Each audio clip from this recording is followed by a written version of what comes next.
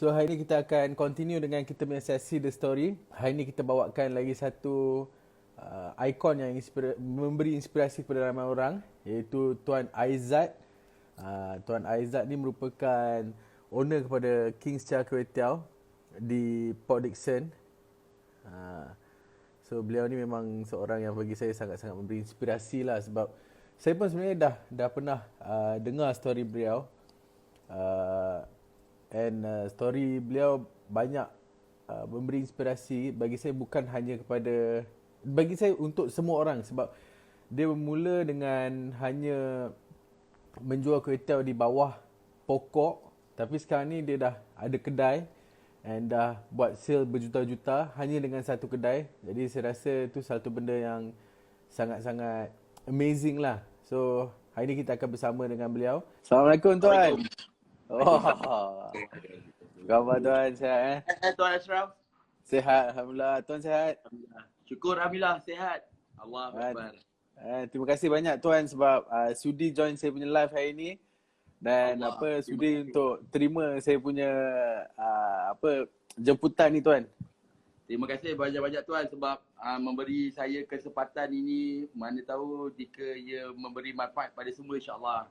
Kan, saya rasa insyaAllah cerita Tuan ni sangat memberi inspirasi. Saya rasa insyaAllah akan memberi manfaat kepada ramai orang. Okey Tuan, boleh tak kita mula ya? Boleh, silakan. Okey Tuan, saya nak tanya Tuan, boleh tak Tuan cerita sedikit tentang latar belakang Tuan, maksudnya daripada mana Tuan datang, kecil Tuan macam mana and things like that. Alright, baik Tuan. Baik, Assalamualaikum warahmatullahi wabarakatuh. Terima kasih first sekali kepada Tuan Ashraf Khalid kerana sudi menjemput saya untuk menjadi tetamu undangan beliau pada hari ini. Alhamdulillah, saya sangat berbangga dan berbesar hati. So, dan juga nak beri salam kepada semua penonton Tuan Ashraf Khalid daripada follower Tuan Ashraf Khalid sendiri di dalam IG Live ni dan juga di mana channel. So, Alhamdulillah, saya Aizat Zohaili bin Abu Bakar. Saya berumur 32 tahun. Saya merupakan anak tunggal. Saya ada 6 adik-beradik. Saya dilahirkan di Port Dickson. Telah berkahwin dan ada anak masuk 3. So 32 tahun. So Alhamdulillah, saya punya ayah saya, background kami, ayah saya sebagai driver di Jabatan Pertanian di Port Dickson. Dia hanyalah sebagai pemandu sahaja. Alhamdulillah, syukur. Dan saya punya mak adalah sebagai penjual burger saja di tepi jalan, di jalan pantai Port Dickson. So saya ni dibesarkan dalam keluarga yang Alhamdulillah syukur, ada sederhana saja. Saya pun sekolah sampai tingkatan 5 saja. So saya juga pernah dibuang sekolah. Sebab apa, saya daripada kecil memang tolong mak berniaga di pasar malam. So dunia berniaga tu memang daripada kecil lagi. So dengan hal family lah, saya pada umur saya 17 tahun saya dah hidup sendiri. Kita keluarga yang biasa-biasa, dengan adik-beradik ada 6. So saya decide untuk saya bekerja dekat Pizza Hut. Time tu saya kerja Pizza Hut tahun 2007, 2006. Setahun saya kerja di Pizza Hut sebagai penghantar pizza Tuan Ashraf. Oh, okey. Delivery Pizza Hut. Delivery boy lah. Kalau macam musim PKP ni, kalau masih lagi buat Pizza Hut, boleh bekerja lah. Saya lah yang menghantar pizza dekat rumah anda semua. Kan? Okay, dia orang tak sedar masa tu. After tu saya setahun kerja Pizza Hut. Saya ni kerja Alhamdulillah cepatlah nak naik pangkat tu sebab saya tahu kualiti kerja saya. Saya ada the momentum energy untuk nak mencapai apa yang bos nak. Saya boleh follow. And then saya tukar kerja, saya berhenti Pizza Hut, saya bekerja di Hotel Avillion Port Dickson sebagai bellman, penyambut tetamu. Jika ada yang penonton dalam ni, kalau datang ke Avillion Port Dickson, saya lah yang sambut kalian. Saya yang angkat beg tu. Yang angkat luggage tu, saya bawa pergi bilik. Alhamdulillah. Saya dulu masa kecil selalu juga pergi Avillion. Mungkin Tata pernah terjumpa Tuan, tapi tak sedar sebenarnya yang angkat beg saya tu sebenarnya bakal jutawan. Allah kan? Akbar. So, saya kerja tu setahun juga. Saya jadi bellman. Time tu basic gaji dia tak banyak Tuan Ashraf. Kerja hotel time tu basic gaji RM230 sebulan. Time tu hotel dia memakai sistem pointer. So total gaji dengan pointer sebulan adalah saya dapat dalam 800 ke 900 ringgit. Tetapi kerja bellman ni apa yang bestnya adalah saya kenal ramai manusia. Saya kenal ramai orang. Dia membina saya punya credibility saya untuk berhadapan dengan orang. Saya boleh bercakap. Kalau Tuan Ashraf nak tahu, saya ni seorang yang gagap. Saya ada masalah percakapan. So tetapi dengan bellman tu alhamdulillah dia membina. Saya tak pandai speaking. Tapi dekat hotel tu lah dia mengajar saya untuk bercakap dengan orang putih. Orang putih Masa tu lah. tahun bila tuan? Tahun 2008-2009. Lebih kurang 11 tahun lepas lah. Yes, 11-12 tahun lepas macam tu lah. Saya kerja bellman tu tak lama, selama setahun juga. Sebab apa, saya ada satu impian ketika saya kerja bellman tu, saya ada satu impian, iaitu saya nak ada satu restoran sendiri. Time tu lah, memang saya memang daripada kecil memang dah berniaga lah. Tolong mak apa semua saya dah tahu. Duit ringgit ni saya dah pegang daripada kecil. Tak adalah sampai berjuta-juta kan. Tapi pegang lah cash money. Saya kerja bellman tu sebab apa? Dia yang paling best ni adalah saya boleh ada duit tips minimum sehari RM200. Minimum RM200 sehari. So dengan duit tips tu lah. Bila ada guest yang buat dia puas hati dengan layanan saya, servis saya, mereka akan bagi duit tips. Duit tips yang saya paling ingat, yang saya paling banyak pernah dapat adalah sebanyak 50 pound sterling. Uish, RM300. Ya, 50 pound sterling tu bagi saya, seorang tu dia bagi saya banyak lah. So, Lebih daripada gaji saya- sebulan tuan masa tu. betul Tuan Ashraf. Dengan duit tip tu lah saya kumpul duit, mindset saya memang nak buka restoran. Saya berhenti kerja. Tak ada ilmu time tu. Tak ada ilmu nak bisnes, saya berhenti kerja. Dah meraban. Saya dah kelang kabut lah. Macam mana nak buka restoran? Macam mana nak buat? Saya bertanya orang. Rupanya nak buka restoran ni memerlukan duit yang sangat besar. Sebab apa? Saya nak sewa kedai, saya nak bayar dia punya down payment, saya dah habis duit. Sewa kedai boleh bayar RM1,000 sebulan. Down payment dia nak 3+1. 3+1 dia cakap, habis duit. Nak beli kursi meja, nak beli dapur. Itulah saya dengan isteri saya decide kita niaga pasar malam lah. Tapi saya belum kahwin lagi. Saya dah bercinta dengan isteri saya daripada sekolah. Kita orang kenal lama dari sekolah lagi. Rumah mak dia dengan rumah mak saya belakang-belakangnya. Dekat je. Situ lah tuan melakukan kerja lah. Melakukan kerja tak. Ketuk botol. Lepas tu saya borak dengan bakal isteri, saya kata kalau nak kahwin macam ni kita nak kena berniaga. Kalau nak berniaga buka kedai makan dah tak ada duit. So kita pergi berniaga pasar malam. That's the moment lah bermulanya tahun 2008 hujung tu saya berniaga di pasar malam sekitar Port Dickson dan juga Seremban. Time dekat pasar malam tu saya jual ayam goreng. Ayam goreng yang satu ketul RM3 dengan ball yang fish cake, fish ball yang dicucuk tu kan. So saya Goreng-goreng lah masa tu. Yes, goreng-goreng. Goreng-goreng Saya kan. dekat pasar malam dengan membekalkan sebuah van buruk yang bayar hutang sebanyak 4 kali daripada bapa angkat saya. Dia nak jual dia punya van, so dia nak pindah dekat Kedah. Bapa angkat saya tu time tu dia adalah orang Buddha. So dia banyak Chinese ajar Chinese, Thailand Siam. Oh, Chinese. Oh, okay. So dia agama dia Buddha lah, tapi dia bagus lah, dia memberi pendidikan moral yang bagus. So dia banyak keep the momentum to me lah. Dan juga time saya kerja hotel tu saya ada kenal seorang abang angkat saya. Dia adalah guest hotel. Dia ni baik, dia orang Terengganu. So dia ni banyaklah yang memberi input kepada saya juga time tu. Time tu saya belum masuk ada circle-circle yang positif ni. Kawan-kawan saya time tu memang saya ni seorang yang agak-agak nakal lah. Saya dengar cerita tuan. Tuan masa muda dulu pernah jadi gangster juga, betul ke? Macam-macam kerja yang Boleh kita cerita pernah sikit buat ke dulu. part tu? Kita pernah collect hutang, pernah kerja ngalong kejap, pernah jadi tukang tarik kereta dulu kejap. Kita beli RO, kita pergi collect kereta lah, mana yang tak bayar tu. Dululah. Dulu rambut ni tak ada ikan hitam dia. Dulu Habis ni kalau dulu- oren? Malu kau nak cerita dulu Tuan Ashraf. Pakai rantai emas, pakai gelang besar bangle. Ui.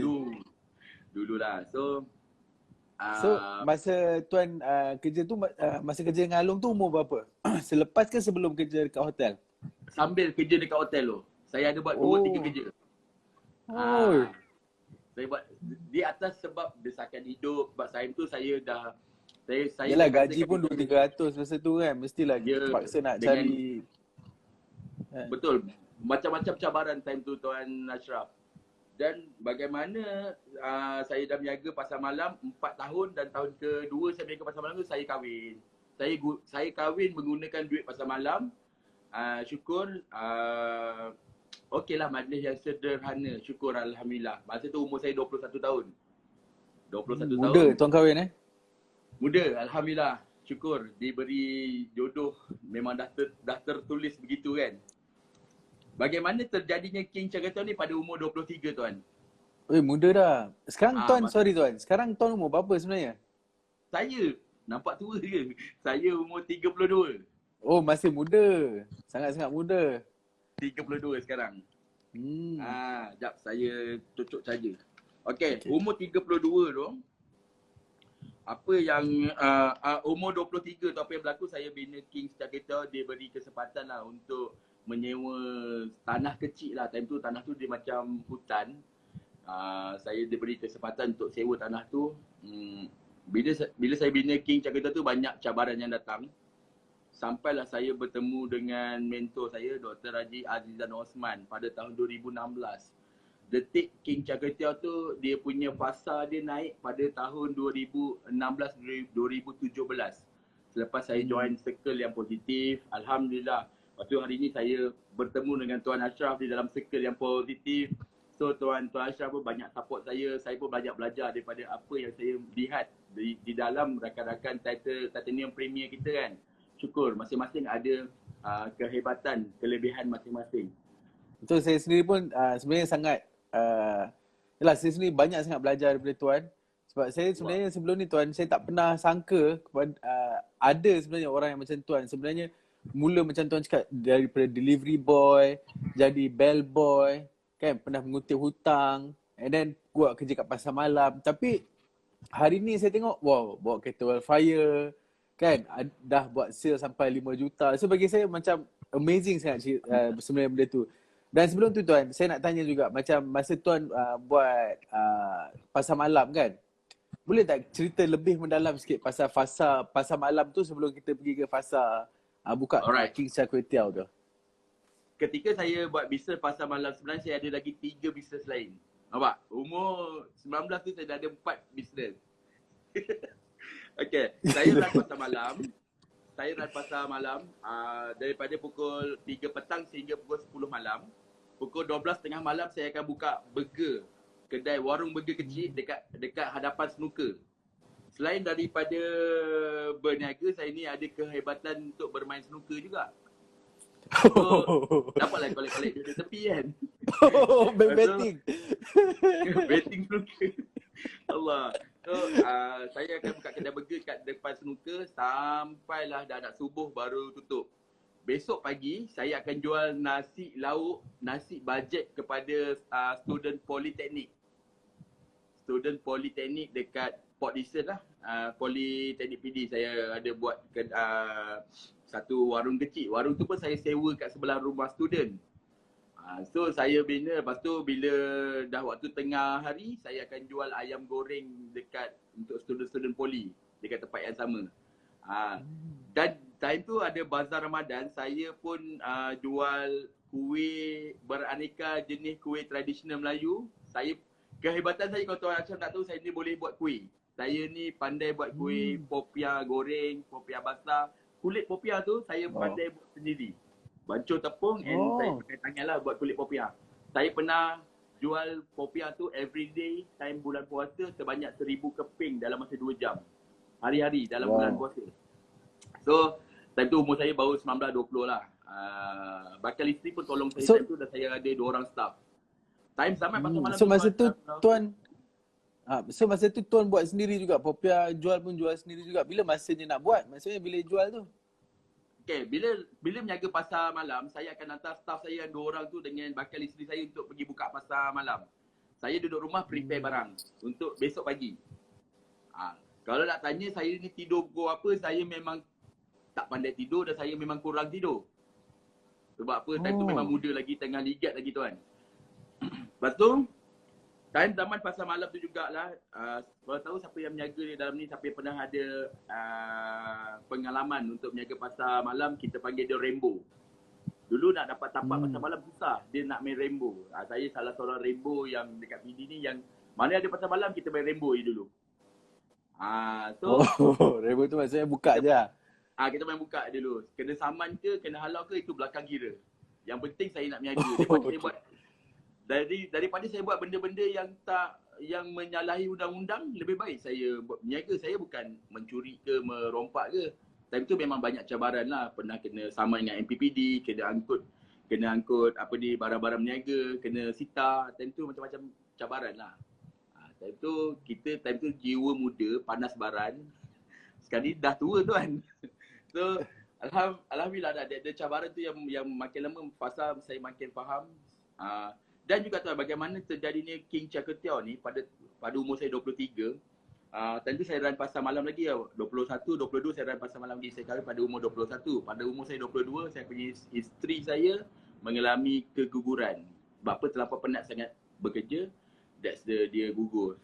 That's the moment tu yang menyebabkan saya berhenti untuk bermain pasar malam dengan banyak-banyak tempat niaga ni. Saya nak kena fokus satu je. Sebab apa, saya ni menganiaya isteri saya sampai dia dah tak larat.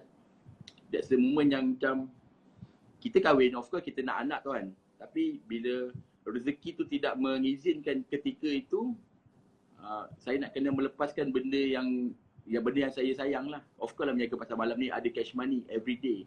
Tetapi tiada apa tujuan yang saya dapat kecuali hanyalah penat saja. Time tu kalau nak kata senang, boleh lah, ada lah. Kalau nak makan KFC malam ni, insyaAllah boleh dah dapat. Kalau nak makan McDonald malam ni, insyaAllah boleh dah dapat. Tetapi time tu kita orang tak ada masa. Tak ada masa untuk bersama-sama duduk masing-masing dengan sibuk mengejar duit. Dan itulah yang saya faham. Sampailah detik yang saya buka King's Char-Kway-Teow tu sendiri pada awalnya. Masa tahun 2011. 2011 lah buka King's Char-Kway-Teow. So kira lebih kurang setahun lebih lah tuan kerja kat pasar malam Saya pasar malam lebih kurang dalam 3 tahun lebih macam tu. Daripada 3 saya umur 18, umur 19 saya masih kerja hotel. Lepas tu saya terus, saya masih berhenti hotel, saya buat pasar malam sampai umur saya 23. Dalam 3 tahun lebih lah. Alright, so okay. So dah kita dah sedikit sebenarnya tahulah perjalanan tuan sebelum tuan menjadi owner King's Char-Kway-Teow. Okay, sekarang boleh kita tengah pula. Macam mana sebenarnya tuan start buat King's Char-Kway-Teow, macam mana? Sebenarnya banyak je orang buat kway teow dalam Malaysia ni. Tapi kenapa diorang tak jadi macam tuan? Kenapa diorang tak boleh buat sale sampai 5 juta setahun? Kan apa yang tuan buat yang betulnya yang sampai boleh capai apa yang tuan capai tu? Allahu Akbar. Okay. Nombor satu, saya sangat faham, iaitu saya mempunyai energi yang saya punya hendak tu, saya punya daya hendak tu sangat tinggi. Kemahuan saya tu sangat tinggi. Bukan kemahuan untuk nak pakai kereta-kereta yang hebat ataupun rumah-rumah yang besar, tapi kemahuan saya untuk menyenangkan family saya, mak ayah saya, adik-adik saya, isteri saya. Saya pun mak ayah saya bukan orang yang ni ya biasa-biasa. Begitu juga dengan mertua saya. Bapa mentua saya sebagai tukang kebun saja dekat resort dekat PD ni. That's the cabaran yang saya faham adalah bagaimana aku nak senangkan diorang ni. Apa yang saya buat, kenapa boleh jadi sampai 5 juta tu adalah, of course 21 adalah dengan ilmu Tuan Ashraf. Adanya Dr. Azizan yang banyak membantu. Yang membuatkan dia lagi adalah sebabkan sokongan daripada tim King's Char-Kway-Teow tu sendiri. Saya punya staff. Kebanyakan staff saya adalah storynya banyak macam saya. Saya akan select staff yang lebih kurang storynya macam saya. So, apa yang saya buat adalah dekat King's Char-Kway-Teow ni tuan, semua orang tahu Port Dickson adalah sebuah pusat pelancongan dekat tanah air kita. Dia ada pantai, right? Ketika saya bertemu dengan Dr. Azizan, saya tanya apa yang saya boleh buat dengan King's Char-Kway-Teow ni. Dia kata, why orang datang PD? Dia kata orang datang PD adalah untuk, saya kata untuk weekend, bercuti. Right? Dia akan cuti Jumaat, Sabtu dan Ahad, weekend lah. Apa yang saya buat adalah saya menjadikan King's Char-Kway-Teow ni sebagai hub ataupun tempat pelancongan turis dekat PD ni. So orang datang PD dia wajib datang ke King's Char Kway Teow. So that's why saya selalu bekerjasama dengan pihak PBT, dengan Majlis Pelancongan Daerah Port Dickson, Lembaga Pelancongan Negeri Sembilan, apa yang saya boleh memantapkan lagi untuk industri pelancongan dekat dalam PD ni. So syukur juga saya ni selalu juga meeting dengan beberapa pihak atasan di bahagian pelancongan, untuk Motek, dengan MP PD, Majlis Perbendaharaan PD. That's tu lah yang menyebabkan the fokus yang saya buat tu yang menyebabkan King's Char Kway Teow ni dikenali. Apabila orang datang PD, dia akan datang ke King's Char Kway Teow. Dan juga saya punya team, alhamdulillah saya punya team ni adalah seperti saya juga. Mereka sama-sama drive untuk nak capai apa yang kita telah setkan pada masa akan datang. Itulah bagaimana dia jadi 5 juta tu adalah nombor satu adalah fokus, nombor dua adalah saya fokus dekat industri pelancongan. Nombor adalah saya fokus untuk membina kerjaya saya punya team, dan dia jadilah sebesar tu. Kalau nak tahu King's Char Kway Teow ni dia boleh memuatkan seramai 1,300 orang pelanggan dalam satu masa. So kami mempunyai 250 buah table dan kami mempunyai hampir 70 orang staff untuk mengendalikan operasi King's Char Kway Teow tu. Itulah dia sejarah King's Char Kway Teow tu. Kami juga Tuan Rachah pernah masuk King's Char Kway Teow pernah terpilih untuk masuk program Jalan-Jalan Cari Makan. Kami juga selalu dapat invitation untuk masuk ke TV, radio. Kita pernah masuk ke TV Al-Hijrah, program Assalamualaikum. Kita pernah masuk Selamat Pagi Malaysia. Kita pernah masuk Malaysia Hari Ini. Kita pernah masuk Nasi Lemak Kopi O. Kita pernah cipta satu rekod yang paling latest yang kita buat pada tahun lepas. Malaysia Book of Record, King's Char Kway Teow menyediakan memasak 1,000 pinggan kway teow dalam masa 1 jam. So itulah kejayaan King's Char Kway Teow apa yang kita bina lah pada hari ini. Dan juga alhamdulillah setiap tahun kami mengadakan program bersama anak-anak yatim dan keluarga asnaf. Itulah yang menyebabkan kenapa King's Char Kway Teow tu saya ni selalu memohon keberkatan daripada orang-orang alim dan juga keberkatan kepada anak-anak yatim dan orang-orang yang asnaf. Alhamdulillah syukur sampai tahun ni adalah kalau kita akan buat lagi program, dia ada tahun yang ke-7 berturut-turut kami buat program dengan anak-anak yatim dengan keluarga asnaf. Kami menjamu anak-anak yatim dengan keluarga asnaf untuk makan berbuka puasa dan juga kami memberi sumbangan barang keperluan dapur, barang keperluan sekolah, bagi duit raya. Dan juga untuk bulan Syawal pula kami akan buat open house kat King's Char Kway Teow. Kami menjemput seluruh customer, pelanggan, rakyat Port Dickson, Negeri Sembilan, luar, dalam KL datang untuk ke King's Char Kway Teow. Dia boleh makan apa saja yang mereka nak. Kami buat open house. Ini adalah kali yang ke-7. So kali yang ke-6 tu tahun lepas kami punya open house dihadiri hampir 5,000 orang pada satu hari lah. So saya sangat suka, saya sangat gembira, saya sangat bangga apabila saya dapat memberi kegembiraan pada orang lain. Itu yang saya punya target. Kenapa saya bina King's Char Kway Teow juga. And saya rasa Tuan lupa juga salah satu anugerah yang paling besar Tuan menang, iaitu SME Top 50. Kalau anugerah tu saya pernah dapat anugerah one award daripada Datuk Seri Zaid Hamidi 2 tahun lepas. Kita punya bekas time tu beliau merupakan Timbalan Perdana Menteri. So saya pernah dapat award tu. Lepas tu nombor 2 saya pernah dapat award yang paling baru adalah Top 50 Entrepreneur SME Award. Kita merupakan pemenang nombor 15. Ada 50 pemenang company dalam Malaysia, ada 50, kami nombor 15. Dia ada satu kebanggaan. Thank you Tuan Ashraf ingatkan.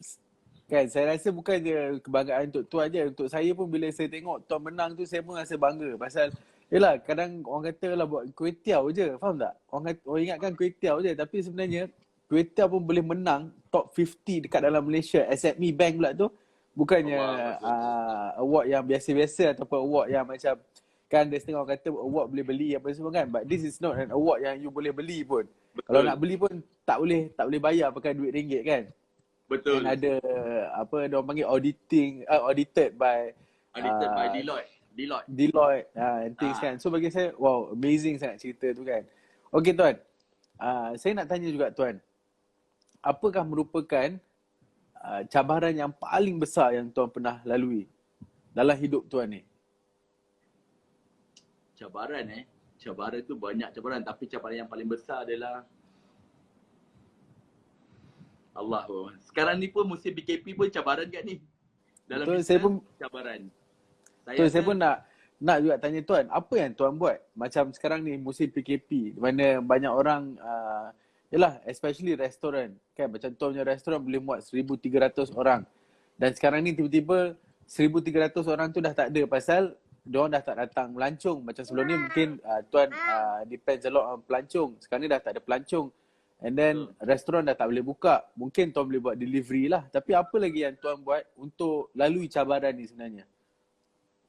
Alright. Pada awalnya masa PKP tu diumumkan, saya dah agak ini adalah satu cabaran yang besar yang saya kena lalui. Daripada tempoh hampir 11 tahun lebih saya membina bisnes ni, saya berniaga sendiri ni, inilah cabaran detik yang paling cemas sekali, detik yang paling saya cakap Allahu Akbar. Saya tak boleh handle. Jujur Tuan Ashraf, pada hari yang ketiga PKP tu saya nangis babe. Saya nangis sebab saya cakap kan, macam mana aku nak bagi makan dekat staff aku. Kita fikir pula, dah lah time tu saya tengah invest untuk satu projek baru kita. Saya nak buat satu restoran ikan bakar besar dekat PD ni. Saya dah hampir invest hampir 1 million untuk nak bina the restoran. Saya tu nak buang duit 1 million tu, saya rasa macam duit tu bukan duit saya, duit tu adalah duit bank kan, bank yang bagi kan. Tapi saya nasib baiklah dia tidak terbakar tangan time tu. Saya tidak meminjam 1 million tu daripada bank. Sebab apa, dia delay sampailah PKP 18 hari bulan. Pada 21 hari bulan tu saya terduduk kejap. Saya cakap, wow, PKP ni cabaran ni. Saya ingat bermula tu dengan Perintah Kawalan Pergerakan ni, dia ambil masa dalam seminggu je. Atau 2 minggu, right? Hari ni pun dah berminggu-minggu dan telah ditambah Dah lagi. sebulan dah ni. Betul. Kita dah sebulan. Overhead King Star Ketiau sendiri untuk gaji, untuk utilities, everything, overhead saja almost hampir 150k. 150,000 yang kita nak kena ready kan untuk nak bayar overhead. Bulan 3 saja masa closing account tu pun kita dah lost almost dalam 100 something. Kita dah lost time tu. Lepas tu saya fikir pada awal bulan 4 saya duduk dengan tim saya, alright macam ni lah, kita ambil cuti tanpa gaji, siapa nak run kita run, siapa tak nak run tak apa, saya bagi peluang siapa nak berhenti kerja terpulang. Syukur Alhamdulillah tuan, ramai yang tim operation kita ni, diorang kata tak apa bos, kita orang follow you. Apa you buat kita orang langgar. Walaupun dekat King Jakarta pun kita tengah ada juga delivery, kami ada buat juga drive thru, ada juga buat take away, tetapi dia tidak membantu sangat seperti hari-hari biasa. So, lepas tu kita duduk dan kita bincang, rupanya ada one of kita punya team ni adalah dia merupakan bekas R&D manager untuk Papa Rich Malaysia. Dia adalah salah seorang tu adalah saya punya team dan saya punya operation manager. Dia dah follow saya dah 11 tahun. So kita orang berdiskusi lah apa benda yang kita boleh buat. That's why lah keluarnya satu brand baru pada hari ini, itu namanya Kam King. Kam King adalah satu brand, itu kambing perak frozen yang kami usahakan. Alhamdulillah Tuan Ashraf, hari ini adalah hari yang ke-9 kami menjalankan bisnes baru ni. Tetapi King Star Ketiau masih run lagi. Saya telah melantik seorang person in charge untuk handle King Star Ketiau. So King Star Ketiau beroperasi seperti biasa dan lebihan staff tu saya bawa ke Kam King. Kam King ni adalah kitchen yang sama je. So Kam King ni apa yang terjadi hari ni Tuan Ashraf? Hari ni kami telah ada hampir 30 orang ejen. 30 orang ejen yang kita distributekan dekat produk ni. Kan? Kita distributekan dekat produk ni. Alhamdulillah syukur. 30 orang ejen ni adalah ramainya adalah orang yang kita nak bantu. Sorry. Dia tak boleh kalau dia jauh daripada saya. So, ramai kita nak bantu mereka jana pendapatan. Dan juga secara tak langsung, rupanya ketika saya hari pertama saya bina Kam King ni, rupanya ramai orang nak buat duit. Sebab apa, kita tahu ada yang kena retrench, ada yang tak ada peluang pekerjaan, ada yang kena duduk rumah. Tuan, boring tuan duduk rumah sebulan walaupun gaji jalan, boring. Saya duduk Betul. rumah pun boring. 3 hari duduk rumah pun boring. So, apabila orang dah biasa bekerja, dia akan bekerja. Dia nak cari how to generate income more. And then, itulah jadi income king. Ramainya adalah orang yang kita nak bantu naik pendapatan. So, kalau boleh saya nak sharekan satu story. Saya punya ejen baru saya dekat Belah Banting. Dia merupakan cikgu tau, cikgu disiplin. Cikgu disiplin, dia call saya. Dia kata, Tuan Aizat, saya nak jadi you punya ejen boleh? Saya cakap dekat dia, cikgu, first kali nak jadi ejen ni syarat dia kena ada freezer. Sebab dia barang frozen, right? Kalau dia punya cabaran dia kena ada freezer. Lepas tu dia kata, saya tak ada freezer. Lepas tu dia tanya, berapa minimum order kita nak jadi ejen? Saya cakap dia, saya bagi harga sekian, kena ambil minimum macam ni. Lepas tu dia cakap, kalau saya ambil minimum order dekat tuan macam ni, saya nak beli freezer dah tak ada duit. Saya dah habis duit. Sebab apa, wife dia baru lepas bersalin juga time tu. Lepas tu saya cakap, okay macam ni lah. You beli freezer, kita bagi you stock, you jual dulu. Kita ajar dia create demand dulu. Rupanya saya tak sangka dengan cara inilah yang membuatkan kita punya one of the usahawan king ni, dia akan, insyaAllah dia akan boleh jadi maju, insyaAllah dengan bantuan apa yang kita bagi. Dan juga saya selalu bagi training. Setiap malam kena buat live dengan mereka. Setiap malam kena bagi training. Rupanya berat juga kan kita nak buat benda-benda ni kan. Tapi saya faham ini adalah sedikitnya yang Allah kurniakan kepada saya untuk saya mencakna kepada yang lain. Saya memberi balik kepada yang lain. Sebab apa, mungkin kesempatan inilah yang Allah uji.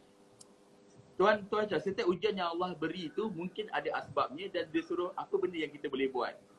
Betul. And saya bersedia di masa akan datang, insyaAllah, right? Betul. And saya pun sebenarnya antara pelanggan Comes King juga. Comes King juga. Saya pun dah beli 4 kotak and banyak kali saya dah makan. Alhamdulillah, memang saya rasa sangat-sangat sedap dan mudah untuk nak buat. Dan dalam masa yang sama tuan, saya rasa apa yang membezakan tuan dengan orang lain adalah bila cabaran tu datang, tuan ambil cabaran tu dan tuan cari peluang yang lain. And bagi saya tuan, bila tuan buat macam ni, nanti lepas PKP ni punya musim, bila pelancong dah mula datang balik, King Syakir dah datang balik, and sekarang ni tuan akan ada satu lagi brand yang akan berjalan juga. And saya rasa benda ni yang akan bagi banyak manfaat kepada sangat ramai orang lagi kan. InsyaAllah tuan. Sebab apa, kalau nak tahu Come King ni, brand Come King tu saya dapat pada hari keempat. Come King ni adalah Come Be King. Come Be King. Jom jadi king. Oh, Come Be King. Oh, okay. Ingatkan Kambing King. Come Be King. Jom jadi king. So that's banyaklah yang Allah kurniakan time musim-musim ujian ni. Rupanya banyak anugerah yang sebenarnya banyak nikmat yang kita nak kena syukur. Ujian tu adalah nikmat. Kita kena syukur dulu nikmat tu. Supaya Allah tu diberi balik pada cara ataupun bentuk yang berbeza. InsyaAllah. Betul, setuju. Saya pun satu lagi lah saya nak cakap kan. Macam bila saya beli Come King ni, saya ejen tu bagi saya servis dia sangat baik kan. Pagi saya order, terus sampai. And then nombor 2, saya rasa dia dah dapat training yang sangat bagus juga. Sebab bila saya beli, dia tanya saya pula, follow up dengan saya. Lepas tu lain daripada tu, dia siap bagi saya tips lagi macam mana nak masak kan. So and then dia follow up dengan kita. So bagi saya, benda ni sebenarnya tuan, apa yang tuan buat ni, sebenarnya tuan tengah mengajar lebih ramai orang untuk jadi usahawan. Dan betul, tuan sendiri sebenarnya dah berapa tahun dah sebenarnya belajar, betul tak, dengan Dr. Azizan. And saya rasa pelajaran tuan yang pergi kelas sambil tidur tu mungkin kalau tuan Ashraf nak tahu apa rahsia nak masuk kelas tidur, saya boleh bagi tahu rahsia dia. boleh nak tahu juga. Sebab saya pelik kalau orang lain Dr. Azizan dah marah, kalau tuan Aizat, Dr. Azizan cakap tak apa. Dia kata tuan dengar. Macam mana tu? Saya ni ada satu perangai, saya ni tak boleh fokus banyak benda. Bila saya ada dapat satu ilmu meteorologi ataupun ilmu yang baru, saya akan betul-betul fokus ke ilmu tu. Kalau saya macam dah dapat je jawapan tu, dia macam saya akan tulis apa yang saya faham tu, apa yang doktor cakap lepas tu saya dah tak boleh terima dah overload. Sebab apa? Benda ni yang saya tengah fokus. Sebab apa saya mencari jawapan tu. Right. Bila benda tu dah overload, apa yang saya buat adalah saya kena tidur untuk nak bagi pemahaman lagi. Saya nak relax kejap. Tetapi saya punya handphone saya akan record apa yang doktor cakap kejap. Patutlah tuan masih Saya tahu tidur apa yang lama dok pun. cakap. Ya, betul Saya, betul. saya tidur bukannya lama pun, dalam 5-10 minit je kan. Dalam 5 minit. Lepas tu bila saya sedar balik, saya akan mati record. Malam nanti, selepas pukul 12.30 malam, pukul 2 pagi, 3 pagi, saya tak tidur lagi tau. Apa yang saya buat adalah saya study balik dengan apa yang saya tulis, yang saya faham tu, dengan apa yang saya record tu, nak mergekan balik. Kalau saya tak faham juga, saya akan tanya doktor, okay, yang saya dapat macam ni, jadi doktor akan cerahkan lagi insyaAllah. Sebab kita patutlah. kita dapat akses dengan doktor. Betul. So patutlah saya pelik juga. Kenapa dok kata tuan kalau tidur pun boleh faham? Rupanya ada magic dia, which is your phone you record. Itu rahsia baru yang saya tak tahu lagi. Tapi salah lah kalau nak record. Tapi selepas tu saya padam balik. Tapi okey lah record. Padam balik. Record pun bukannya semua, just part yang mana tuan tidur tu sekejap part je yang lah. Part yang saya hilang tu. Kalau boleh saya tak nak hilang satu point pun apa yang doktor cakap. Okey tuan, terima kasih sebab dah share tips yang baru kat saya. Kan? Okey tuan, saya nak tanya juga tuan. Tapi rahsia ada 60 orang dengar ni. Saya nak tanya juga tuan, macam mana apa tuan nak cakap kepada orang-orang yang macam contoh diorang ni hidup dalam keadaan yang tengah susah sekarang ni, macam tuan sendiri pun alami cabaran kan. Diorang tengah susah, diorang tak tahu nak buat apa. And then diorang tak ada ilmu, bagi diorang nak pergi kelas susah apa semua kan. Apa yang tuan nak sampaikan kat diorang? Orang-orang yang macam ni. Correct. Benda ni juga berlaku pada saya dulu tau, Tuan Ashraf. Ketika fasa saya nak, apa yang aku nak sebenarnya dekat dalam hidup aku. Sebenarnya tanya balik dekat diri kita, apa yang kita nak dalam hidup kita? Apa yang kita nak capai dalam hidup kita? Kenapa kita berada dekat mana kita berada hari ini? And then nombor 2 adalah ke mana arah yang kita nak pergi. Of course semua orang nak senang, semua orang nak mudah, semua orang nak cepat. Nak senang tu senang yang macam mana? Kita nak kena tangible kan senang tu apa? Kita nak kena pecahkan senang tu. Ramai orang nak senang apabila saya nak ada rumah. And then bila ada rumah, enough, habis. What's next? Hidup ni what's next? Saya selalu fikir benda tu. Kalau aku dapat benda ni, apa next? Apa lagi yang aku boleh capai? So apabila saya ni berada dalam sektor-sektor yang hebat, saya melihat diorang punya kejayaan. Oh, dia boleh capai benda ni. Oh, aku pun boleh capai. Sebenarnya apa yang membuatkan kita berada dekat tempat sana adalah apa yang menekankan kita pada hari ini. Tuan Ashraf, ramai hari ini orang hari ini banyak saja peluang untuk jana pendapatan Tuan Ashraf. Everything, everywhere, banyak je peluang. Tetapi bagaimana kita boleh melihat itu sebagai sebuah peluang? Kadang-kadang Tuan Ashraf, apabila orang diuji, mereka ingat ujian ni adalah sekadar dia orang ni teraniaya. Aku teraniaya, ada ujian, orang ni tipu aku, oh orang ni buat aniaya dekat aku. Dia melihat benda tu sebagai satu cabaran ataupun perspektif yang negatif. Patutnya kita kena melihat orang ni buat aku macam ni, apakah dia punya counter attack balik yang aku boleh secure aku punya diri, aku punya pendapatan. Kalau saya berfikir seperti itu. Apa yang boleh buat next. So banyak je peluang dekat luar hari ni, ramai je ada founder business ataupun yang title kita sendiri pun memberi peluang. So ramai je benda tu yang kita boleh jana pendapatan supaya semua orang tahu how nak develop sebuah perniagaan tu. Mungkin dengan cara ni mereka boleh bisnes. Mungkin cara ni mereka boleh bina dia punya credibility untuk berjaya mungkin. So Betul. dengan Tuan Ashraf sendiri pun, dengan live ni pun saya rasa akan membantu juga mereka berfikir, kenapa aku fikir macam ni? Apa peluang yang ada dekat luar, right? Tuan Ashraf sendiri pun, ini adalah peluang. Siapa nak live dengan Tuan Ashraf, ini adalah peluang. Peluang untuk bercakap dengan Tuan Ashraf yang saya kena appreciate benda ni. So terima kasih banyak Tuan Ashraf. Ya betul, terima kasih sebab tuan pun sudi join saya. And saya pun nak cakap jugalah macam betul, saya setuju sangat dengan apa yang tuan cakap. Macam banyak orang sebenarnya dia suka mencari alasan dan dia orang tak nak cari jalan. Itu masalah utamanya. Kan macam contoh tuan sendiri ada buat dropship, betul tak? Dropship tuan tak payah pakai modal kan? Dan boleh jadi agent, tuan punya Kamking and benda yang senang jual. And in fact saya sendiri pun kat Mutiara kita pun ada buat dropship tanpa modal juga. Wow. And bukan hanya itu, kita pun bagi training macam tuan sendiri lah. Tiap-tiap malam kita bagi training sebab kita ni satu guru kan, satu aliran. So Yes. mungkin apa yang kita buat tu lebih kurang sebab apa? Sebab kita tahu apa kewajiban kita adalah bila kita ada ilmu adalah untuk menyampaikan kepada orang lain juga. Supaya orang lain pun boleh capai apa yang kita capai. Setuju tak tuan? Setuju, saya sangat setuju Tuan Ashad. Oh, tengok jamu Mutiara pun buat dropship, tak payah modal. Apakah lagi, dia ada satu surah, nikmat mana lagi yang kau nak dustakan? Berbagai-bagai nikmat dah kita dah ada berbagai-bagai peluang, berbagai-bagai nikmat yang telah ditunjuk dan telah diberi. So Betul. dia terpulang pada masing-masing Tuan Ashraf. Ada orang nak dengan dia kalau nak 1000 daya, kalau tak nak 1000 dalih. Gitulah. Betul kata orang tua. Betul surah Ar-Rahman.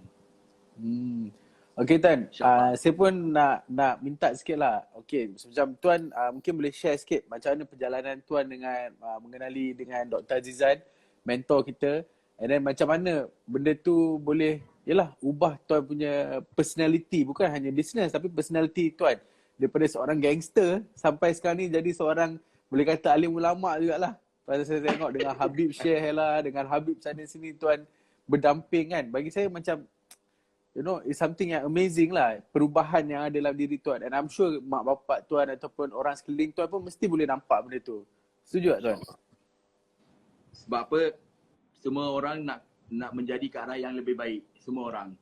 Termasuk juga diri saya pun nak menjadi ke arah yang lebih baik daripada semalam. Saya selalu berkata dekat tim saya, jadilah baik daripada seminit yang lepas. Maknanya kita nak kena jadi baik setiap masa. InsyaAllah. So, saya kenal Dr. Azizan 2016 daripada isteri saya. Dulu saya nak masuk kelas ni memang takkan. Saya bukan seorang yang boleh follow dengar cakap orang buta-buta macam tu. Tapi Dr. Azizan dia memberi saya ilmu, bukan saja ilmu dunia tapi ilmu akhirat. Alhamdulillah, okay. So, okay. Mungkin saya boleh teruskan dengan soalan terakhir saya lah Tuan. Boleh? So ya, apa kata-kata Tuan kepada orang-orang yang dah apa kata-kata Tuan mungkin boleh bagi sedikit inspirasi lah kepada penonton ni yang mana diorang dah rasa nak give up dalam kehidupan ni. Okay, baik. Kata-kata untuk orang yang dah give up. Kalau rasa dia tidak bererti lagi hidup ni, silakanlah give up. Kan? Tapi kita nak kena tanya balik diri kita, kenapa kita ada di muka bumi pada hari ni? Setiap kejadian tu mesti ada satu hikmah. Satu hikmah ni yang kita panggil adalah, dia adalah dengan izin Allah. Kita punya kejadian bukan kejadian yang sia-sia.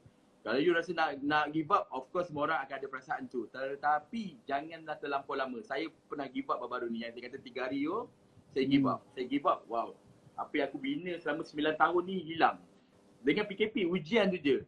Tetapi apabila you duduk relax, tenang balik, cool down, fikir di luar kotak.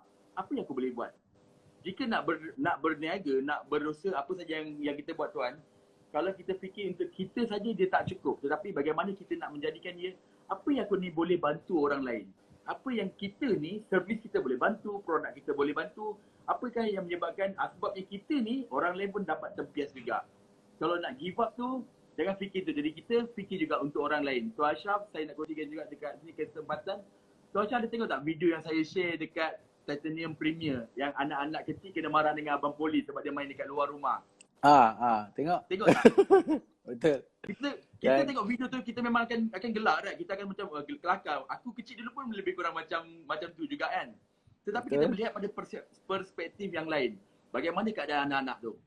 Adakah anak-anak tu pakai slipper yang lengkap? Adakah baju anak-anak tu seperti baju anak-anak kita? Oh, ramai lagi orang susah dekat luar sana. Ramai lagi orang yang memerlukan orang-orang yang macam kita. Dan ada satu anak tu Tuan, dia siap bawa kentang goreng untuk nak diniagakan. Betul. Dia macam aku yang dulu. Dia macam saya yang dulu Tuan. Sebab apa? Mungkin mak ayah dia adalah keluarga yang biasa-biasa. Dengan keadaan macam tu, mereka nak juga bisnes. Nak juga berniaga jual kentang goreng. Walaupun dengan kawan dia tak ada masalah, tetapi dia ada hendak tu. Yang membuatkan saya macam tersentuh apabila abang polis tu boleh beli kentang goreng tu. Right? Saya faham dekat sini, kalau nak kata give up, anak-anak tu boleh give up daripada awal. Anak-anak tu, dia akan cakap, mak ayah aku susah. Baik aku buat je benda yang tak bagus. Baik aku bunuh diri ke kan. Apa saja yang dia nak buat benda yang tak bagus.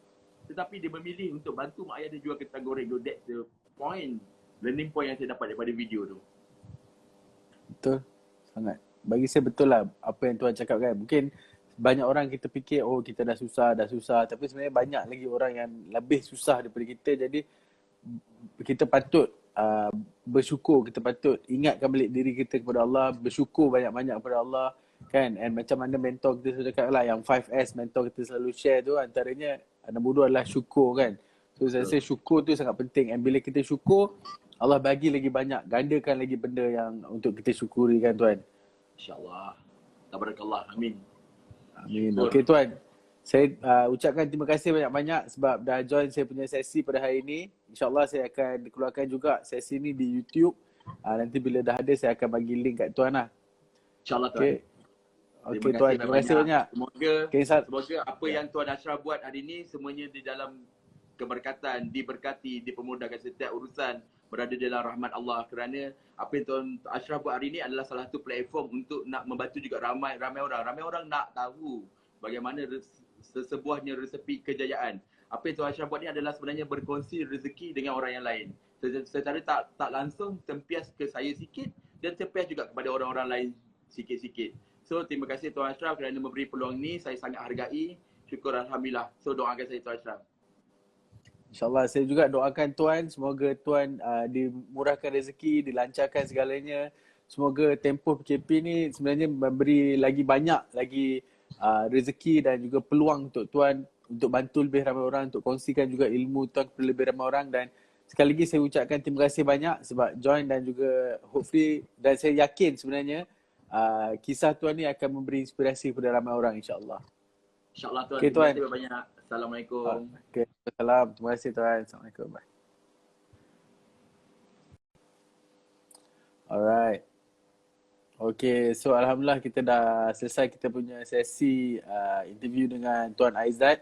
So saya rasa sesi Tuan Aizat ni memang memberi inspirasi lah. Macam Tuan Aizat cerita sendiri tentang macam mana pengalaman dia daripada awal. Dia mula dengan jadi bellboy. Sebelum tu lagi dia mula sebagai seorang penghantar pizza. Dan Alhamdulillah sekarang ni beliau dah menjadi seorang jutawan. Punya satu kedai iaitu King's Char Kway Teow, dan hari ni ada pula bisnes satu lagi which is Come King. So bagi saya, apa yang saya belajar daripada kisah Tuan Aizat ni kan, dia tak kisah daripada mana kita bermula kan. Kita boleh bermula daripada level mana pun, bawah ke tinggi ke, and setiap manusia ni sebenarnya untuk capai kejayaan dia mesti dapat ada cabaran dia.